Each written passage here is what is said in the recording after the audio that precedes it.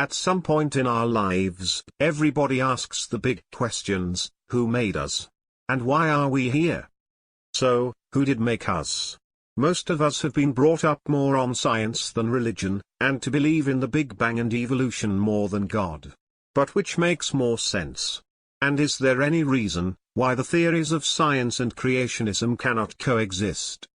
The Big Bang may explain the origin of the universe, but it doesn't explain the origin of the primordial dust cloud. This dust cloud, which, according to the theory, drew together, compacted and then exploded, had to come from somewhere.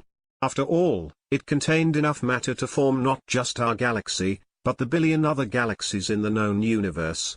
So where did that come from? Who, or what, created the primordial dust cloud? Similarly, evolution may explain the fossil record, but it falls far short of explaining the quintessential essence of human life: the soul. We all have one.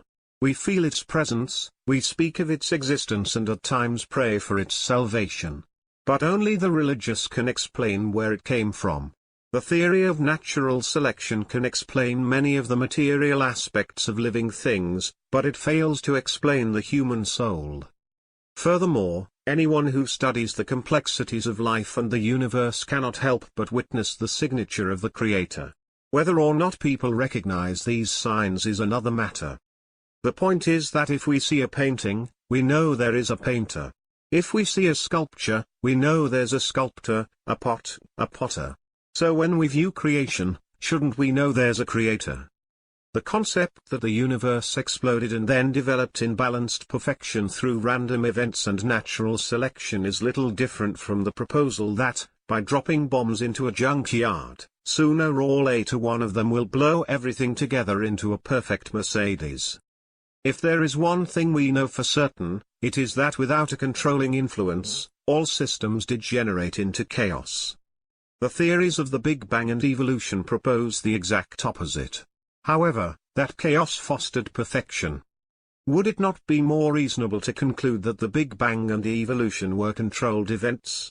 Controlled, that is, by the Creator? The Bedouin of Arabia tell the tale of a nomad finding an exquisite palace at an oasis in the middle of an otherwise barren desert. When he asks how it was built, the owner tells him it was formed by the forces of nature. The wind shaped the rocks and blew them to the edge of this oasis, and then tumbled them together into the shape of the palace. Then it blew sand and rain into the cracks to cement them together. Next, it blew strands of sheep's wool together into rugs and tapestries, stray wood together into furniture, doors, windowsills and trim, and positioned them in the palace at just the right locations. Lightning strikes melted sand into sheets of glass, blasted them into the window frames, and smelted black sand into steel and shaped it into the fence and gate with perfect alignment and symmetry. The process took billions of years and only happened at this one place on Earth, purely through coincidence? When we finish rolling our eyes, we get the point. Obviously, the palace was built by design, not by happenstance. To what, or more to the point, to whom?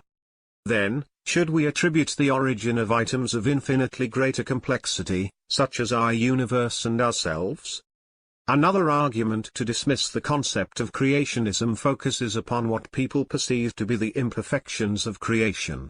These are the "how can there be a God if such and such happened" arguments. The issue under discussion could be anything from a natural disaster to birth defect, from war, poverty, to grandma's cancer. That's not the point. The point is that denying God, based upon what we perceive to be injustices of life, presumes that a divine being would not have designed our lives to be anything other than perfect, and would have established justice on earth. Is there no other option? We can just as easily propose that God did not design life on earth to be paradise, but rather a test, the punishment or rewards of which are to be had in the next life, which is where God establishes his ultimate justice. In support of this concept we can well ask who suffered more injustices in their lives than God's favorites, prophets? And who do we expect to occupy the highest stations in paradise, if not those who maintain true faith in the face of adversity? So suffering in this life does not necessarily translate into God's disfavor, And a blissful life does not necessarily translate into beatitude in the hereafter. I would hope that, by this line of reasoning, we can agree upon the answer to the first big question. Who made us? Can we agree that if we are creation, God is the creator? If we can't agree on this point, there probably isn't much point in continuing. However, for those who do agree, let's move on to big question number 2. Why are we here? What, in other words, is the purpose of life?